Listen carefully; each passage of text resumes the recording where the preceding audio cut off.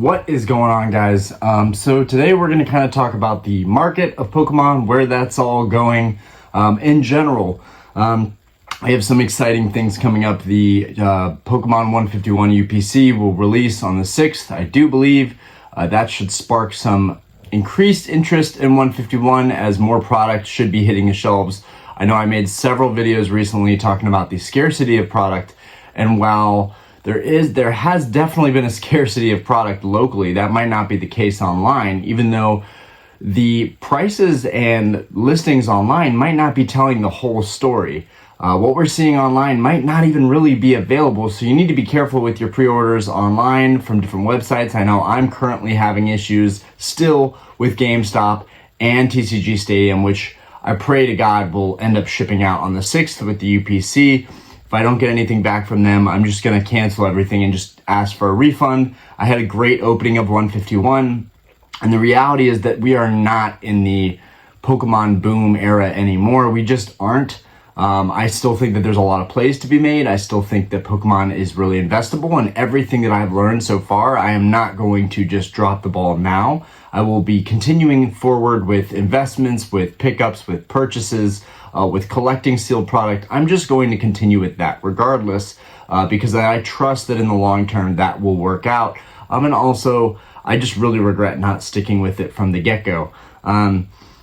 But I think it'll be really interesting when they release this 151. I think that, despite not being in the boom, I think Pokemon has compensated for that. I think they are being strategic with these releases. I think the Van Gogh release is indicative of that. I think they could have printed way more of the promos for the Van Gogh release, and the message that they put out saying, oh, we're sorry to all the fans, this product had such overwhelming demand. It did have a lot of demand, but was Pokemon even relatively prepared for that? With everything that's happened the last couple of years in this hobby, Pokemon should have been ready for that. And I think they knew what they were doing. I think they knew that there was not going to be enough promos to go around. I think they knew the hype was going to be real. I think they knew with what happened with the Munch promo cards. And if you don't know about that, that's kind of a similar style of cards. They did a Pikachu, an Eevee, a Psyduck, with the Scream Munch style. And those weren't nearly as popular, but still today are very collectible. And so I think a lot of people with that in mind knew that this was going to be a popular release. I think Pokemon knew that this was going to be a popular release, but not to harp on that and not to harp too much on 151. I just think that these releases are indicative of where Pokemon is moving now. I think we got a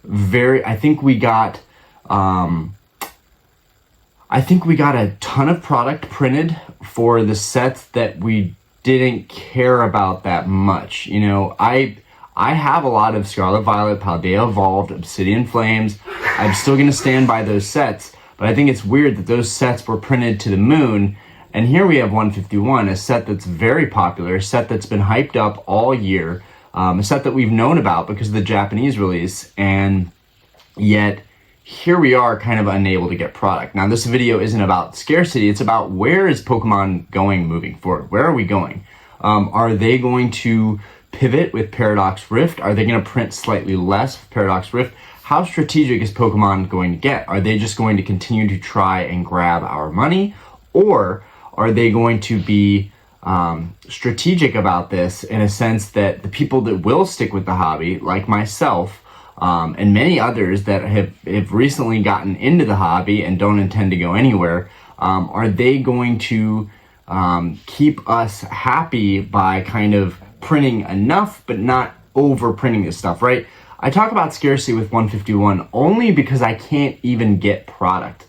When you can't even get product, it feels the same as it was during the big boom era, during Sword and Shield, when you just couldn't get anything, when pre-orders weren't going through, when stock in the stores was flying off the shelf despite having tons of stock.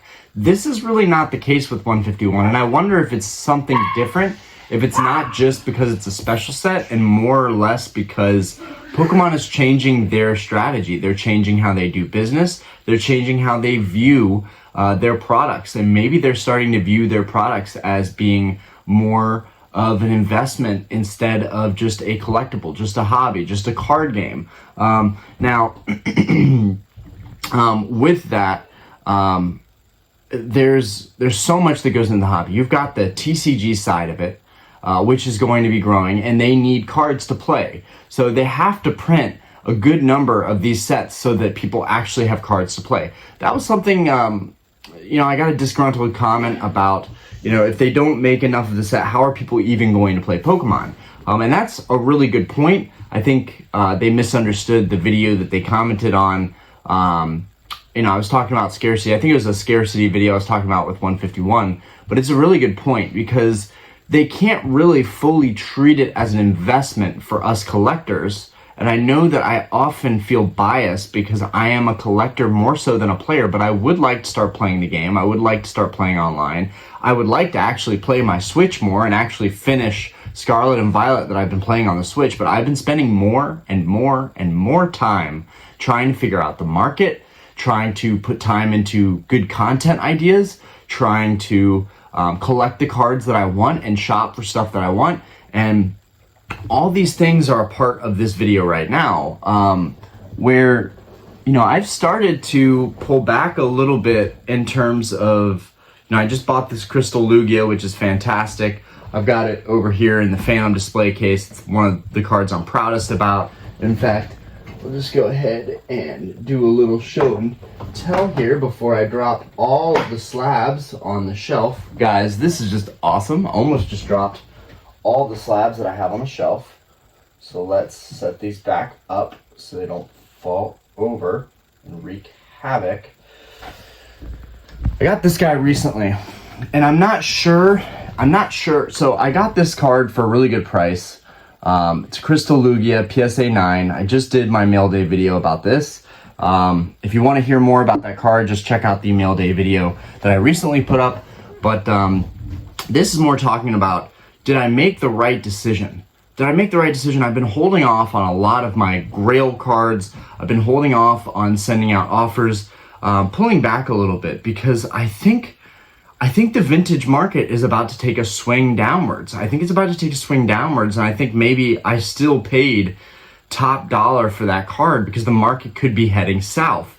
Why do I think that? What is the premises behind this theory that I have? So I collect theme decks. It's one of the main things that I collect, particularly vintage theme decks. I have referenced that top row so many times.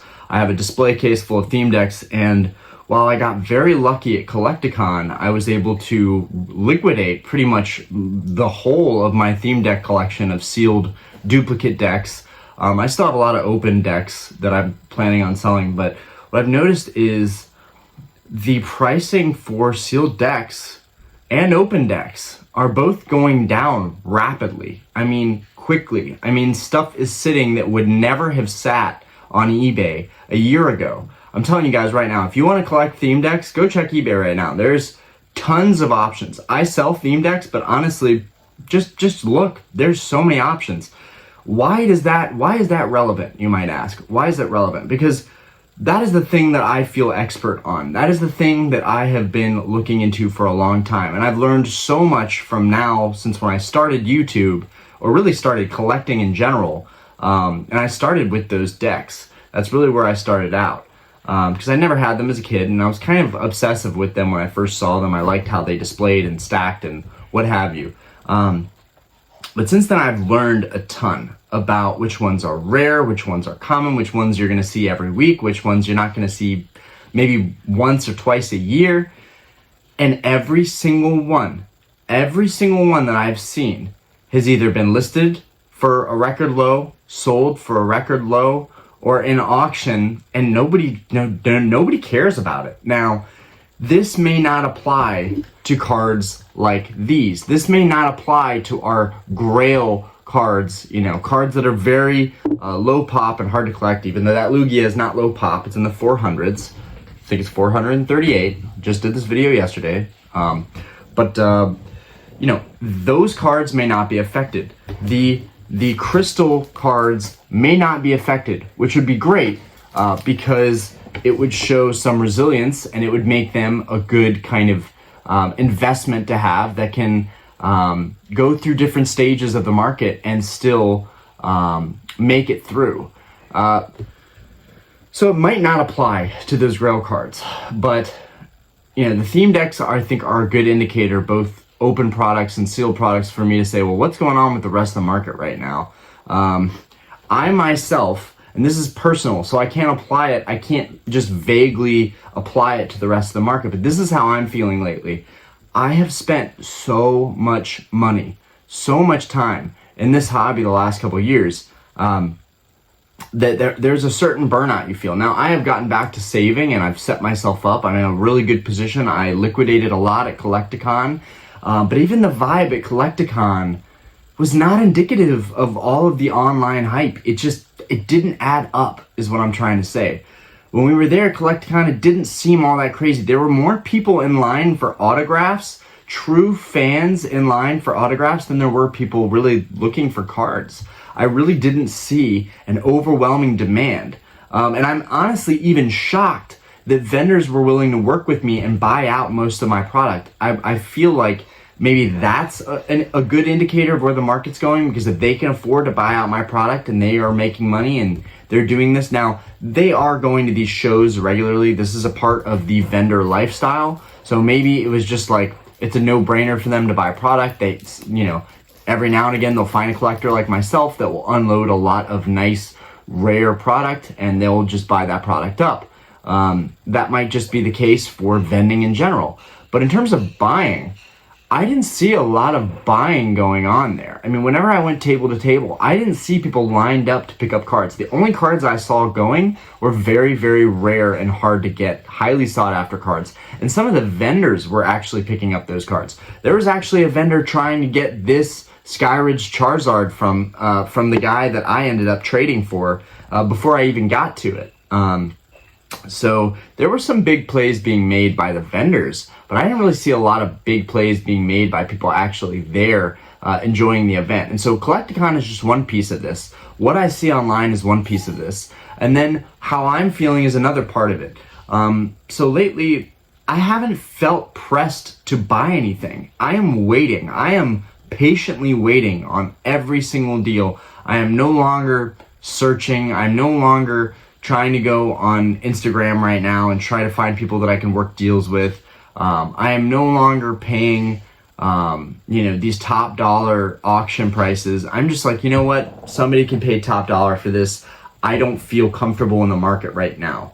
I think that honestly, both sealed vintage and sealed modern is going to work out in the long term. I have no doubt about that. Really, I almost have 100% guarantee that those products are going to work out. Right now, you can get Silver Tempest and Lost Origin, or maybe not Lost Origin, Astral Radiance and Silver Tempest. I think those two, and maybe Lost Origin, and maybe Brilliant Stars in some respects.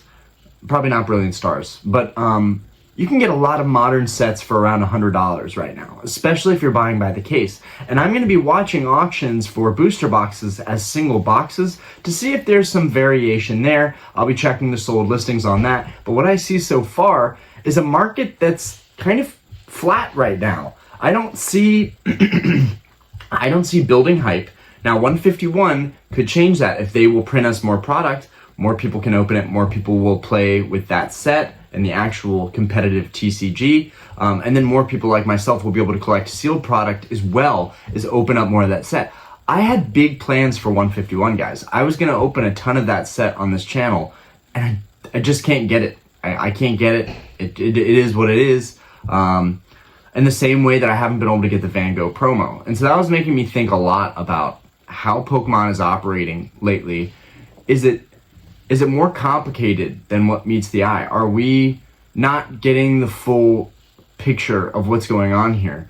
Are they purposefully making it harder to get this stuff, creating kind of a false sense of demand with this product? Because we know the Pokemon printers can go brrr. We know they can print as much as they want, ideally.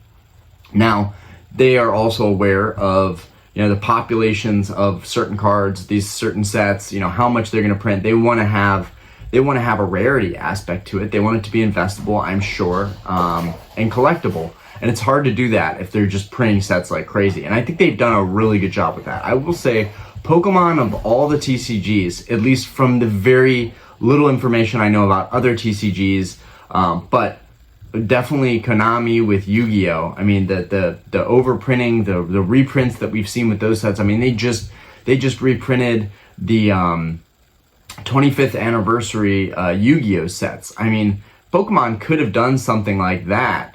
And they did. We had Celebrations, but Celebrations had a very particular symbol. The hollows were a little bit different. It was very different. You know, the closest thing that we're seeing of a reprint with Pokemon is the Classic Collection that's coming out, that has the big three in it, Charizard, Venusaur, Blastoise, and it has them kind of in their very, very close to stock style, right? So there's not much different that's going on with those cards. That's the closest thing we get to a reprint, and it's in a super premium product that's very expensive. So we're not seeing a whole lot of overprinting and dilution in terms of Pokemon. They're doing a really good job of that, but I just wonder, like, this kind of more of a question than a statement, more of a questioned rant, that like, where are we headed right now? I feel it's a little bit uncertain. There's been a lot of hype to drive this hobby the last couple of years, but that hype is dying down, and it feels in my gut that it's dying down, and that's okay. I'm going to continue collecting the cards that I like. I'm going to continue investing in these sets and opening up product. But I wonder where that leaves the average consumer, the average collector. Are they going to continue to buy into these sets with the MSRP increased and harder to find product? I mean, if Pokemon actually makes it harder to find these products in store, if stores get smaller allocations of product, and I don't think that's going to happen. I think that it's probably just 151, but I do wonder, because everyone compares it to Crown Zenith and Celebrations, which were printed into oblivion. Celebrations has really been bottomed out around 80 to 100 bucks in ETB, so that's fantastic. But Celebrations also reminds me of 151 in the sense that it's got some OG appeal in there. So I really like Celebrations. Whereas Crown Zenith isn't the best thing to compare with, because it has a lot of different artworks and newer and older Pokemon, but it just doesn't have the same appeal as the classic, like, you know, the Classic Collection and 25th anniversary Celebrations and 151. Those are kind of in their own lane, and maybe it's just a weird thing. This is just a set that's unusually a little difficult to get. I know you can buy boxes from Target at $55. I'm not talking about that. I'm talking about being able to pick these boxes up for $45. When is it going to be regular to see $45 151 boxes in store? Maybe the UPC drop will bring in a whole new wave of product and we'll be overwhelmed, or maybe not. Maybe it's just people are going to rip this product open and then boom, it's gone. There's no more product anywhere again. So that'll be interesting. I'm wondering with Paradox Rift, my thinking is that they're learning what's working. They're learning that they're artificially creating a demand and a investable characteristic of their cards now. Whereas if there's tons of stuff hitting the shelves, then, you know, it's not going to have that same type of scarcity, that same type of rarity. But I wonder, will Paradox Rift, will they find a way to not crazy print that set, which will be a main set? Again, they should be crazy printing main sets because people are gonna want to play with those sets. They want to open up booster boxes. There's that great cost basis. There's no reason why they're not going to print the crap out of Paradox Rift. But I only say these things because if Pokemon is pivoting a little bit, it might make it so that every sealed product you buy is somewhat investable. Whereas, you know, right now with Paldea and Scarlet and Violet, which again, and Obsidian Flames, again, I still think all those sets are going to go up. I bought into those sets. I have a bias with those sets. but I still think that they are just not going to work out the same way that 151 is, for sure. I'm sure of that. 151 is going to do much better than these other main sets.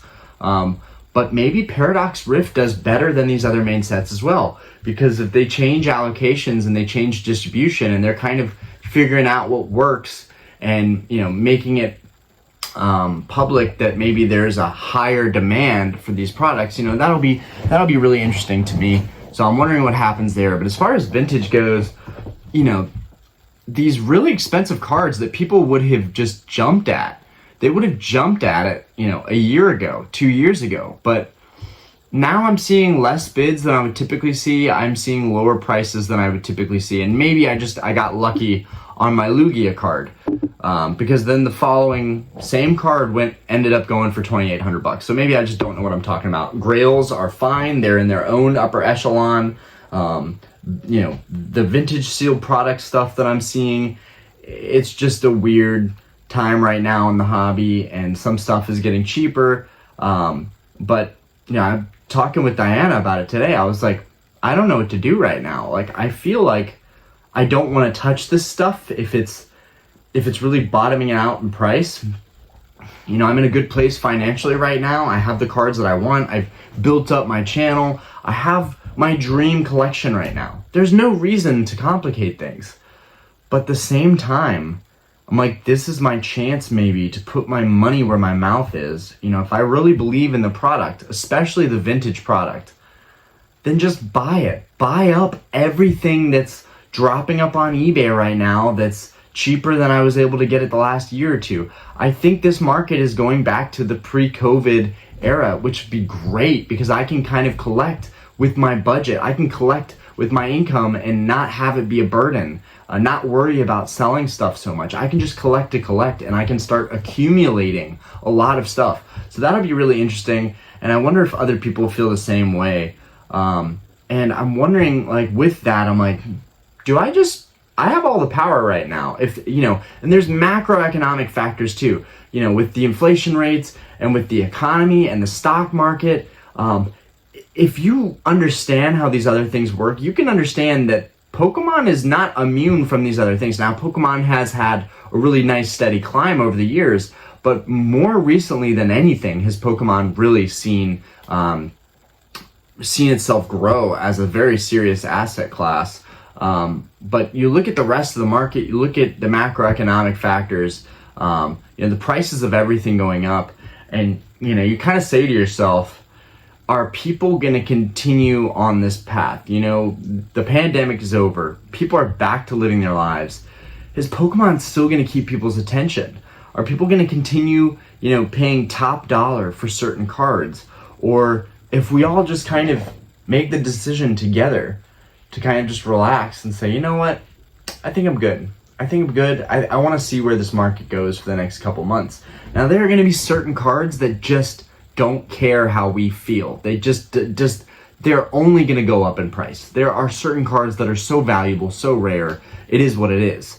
But a lot of stuff, you're going to see people thinking, okay, well, this is only worth what people are willing to pay for it. And if no one's willing to pay the prices that are out online right now for these, you know, grail cards, I talk about grail cards a lot because those are the cards that I'm mainly trying to collect: crystals, gold stars, shining cards.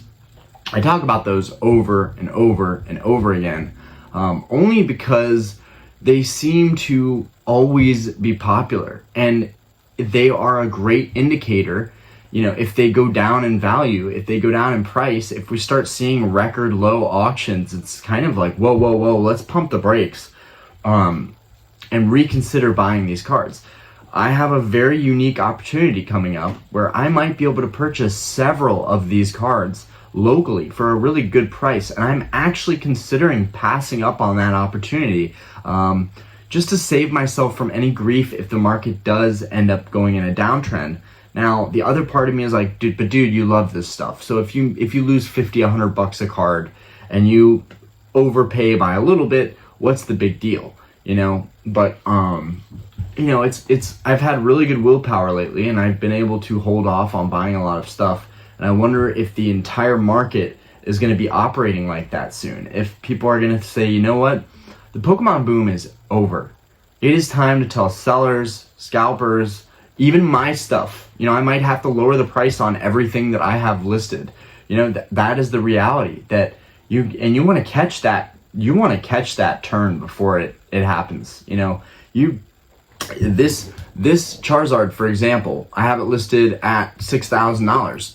I have no shame. If I need to drop that card drastically to quickly move it before the market changes, you know, if I have a chance to pick that card up again for 10, 20% less in the next year or so, I'm going to wait on that, and I'm going to do that. I've made a lot of mistakes. I made a great video on the mistakes that I've made in this hobby. And one of the main things that a lot of people talk about that are very experienced collectors at this point, that I think is very applicable to everybody, is just wait. Just be patient. Don't buy products that are hyped up, that you're gonna act on FOMO, and the grail cards still fall into that area. You know, I talk about these crystals and the gold stars. They're hype. They're still hype. They're vintage hype, but they're still hype. So, you know, you don't want to fall into stuff like that. Another great example are the Santa Cruz skateboards. You know, I think those are dope. I would love to have a couple of those tacked onto my wall. I'm going to be honest with you. I would love to have those. When I looked at the price, though, I was disturbed. I was like, absolutely not. This is a skateboard deck. I used to skateboard, believe it or not. I still have my skateboard actually under our bed. It's a Tony Hawk birdhouse board. I think it's a birdhouse. You know, I know what a deck is really worth. And granted, it's a limited edition item. But these things were made to order, basically. They were made to order. You could go to any skate shop probably and order these in. Now, there is the collectability of, like, you don't know what you're going to get. And I understand that. You know, you could get the gold, you know, the special gold, limited edition, whatever, you know, deck. And that's cool and all. But, like, seeing people so quickly to pay $400 for those decks, it definitely makes me wonder, like, maybe I don't even know what I'm talking about. Maybe the market isn't maybe the market isn't cooling off at all. And I'm open to that. You know, sometimes I will say things that are contradicting things I've previously said. I'm always learning, like a Pokemon, always evolving. And, you know, I don't know everything. I don't know it all. I only know the things that I'm seeing, and I try and take what little bits of information I can from those and kind of make an informative decision. I think it's natural that the hobby would cool off. Every boom has a bust, and we've had a massive boom. So the only thing that would justify that is a massive bust. Why it would continue, why cards would continue to rise in value would be beyond me. As a naive, early on collector, I would say, nah, we're going to the moon. Pokemon is the next best thing. You know, it's the next bread and butter. You can't screw up with Pokemon. It's so easy. You know, you can be an absolute goofball. You can make it work. I don't know if that's true anymore. You know, and I'm talking about buying singles mainly. I still feel very strongly, I don't want to contradict myself too much here. I feel very strongly about sealed product as an investment. Whether it's modern, whether it's vintage, I feel like you can't go wrong, which is why, like, talking to Diana, who honestly believes, like, she believes in me. She's like, I think you should buy up, you know, theme decks are your thing. That's what you know. You know, I'm even comfortable with you buying that stuff because I know you've been dealing with that stuff for the past couple of years. You know, you should buy into this stuff, you know. You know, it would definitely make up for me. It's enticing because I would make up for, you know, bad decisions I made in the past, right? If I've paid $200 for a blackout deck sealed, to be able to pay $80 or $90 for a sealed blackout deck, that's insane. Like, my brain can't comprehend how I could get a deal like that. And you guys might not know what I'm referring to, but basically it's just, I think that there's a chance that and there's always a chance online that you're gonna be able to score a deal, right? There's always a chance you're gonna be able to score a deal. So maybe it's just as simple as watch the market right now. We don't know what's going on. We don't know what's happening ultimately. Watch those sealed booster boxes you're going after. Watch those singles you're going after. Watch sealed product you're going after. Because we have no idea what's going to happen with stuff ultimately. And if you're on the ball, if you're really keeping track of it and watching this stuff hard, you might be able to score something really big, whether or not the market is going up, down, sideways, staying stagnant, who knows. But I think it's really interesting to watch this stuff. And now that I'm seeing myself in this hobby, you know, for the next 10, 20, 30, 40, till I die, basically. If I'm doing this long haul, I have all the time in the world to make decisions. I can make better decisions. And that's the main point that I want people to take from this video is if you're collecting Pokemon right now, do not rush into anything. Don't rush into anything because before you know it, you'll be overwhelmed and burnt out. Take your time, find really good deals, and you will be so rewarded. One, you could be rewarded financially, but two, you'll be rewarded with the fact that you made the best, most informed decision and you waited for prices to be as good as they could be. Watch those sold listings. Do your due diligence and don't fall into the trap of buying things that everybody wants. Don't buy this Van Gogh promo for an insane price. Don't buy these Santa Cruz skate decks for insane prices. Don't buy 151 for a scalped 55, 60, $65. Don't do that. Do not do that. You're going to end up regretting it if you do. I guess that's the main point I wanted to make about this video. I feel weird. I feel weird in the Pokemon hobby right now. I'm not sure where it's going. And I'm on the fence. I'm on the fence about investing another load of money into it, you know, putting another infusion of capital into my collection. I'm in a really good spot right now. I've made my life very easy with all the stuff that I let go of and the money that I recouped. And now I've got my theme deck collection, and I've got my sealed modern collection, and I've got my vintage collection, and my grail cards, and I'm really happy right now. And I guess what I'm trying to do is like, how do I transfer how I'm feeling now to other people? How can they get to this point? And you know, maybe right now is one of the best times to buy. Maybe we're having a little bit of a dip on like some vintage items, like especially if you're into vintage stuff like I am. If you don't care about vintage, this might not even apply to you because I think the vintage market is struggling more than the modern market. You know, modern singles are definitely tanking, but that's because there are just tons of them out there right now. But it doesn't make much sense with vintage, in my opinion, because it's old. It's older product. It's scarcer. It's harder to find really clean stuff. You know, I know we've got the unlimited sets. And that, you know, stuff like Unlimited Fossil and Unlimited Jungle and Base Set Unlimited, that stuff's everywhere.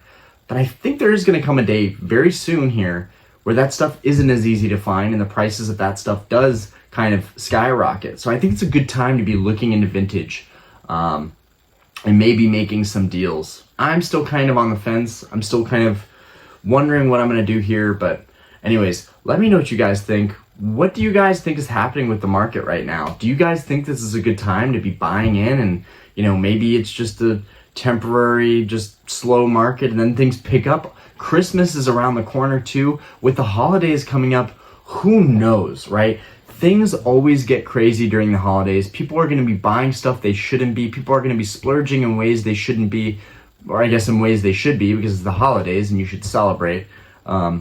But we're gonna see some interesting stuff going on here. You know, we've got the rest of October, November, and then boom, we've got December. It's gonna be Christmas time, and things are gonna be going off the chains, in my opinion. I think that will be another boom cycle for Pokemon, and maybe this is a good time to buy in preparation for that boom cycle come December. So, yeah, let me know what you guys think. Has the boom just ended? Will we have consecutive years of a downtrend? Or is this a good time to take stock of the fact that we're getting a break and stuff is getting a little bit cheaper and auctions are running for less and offers are lower? And maybe you can find a better deal. Anyways, let me know what you guys think. Hope you enjoyed the video. Peace.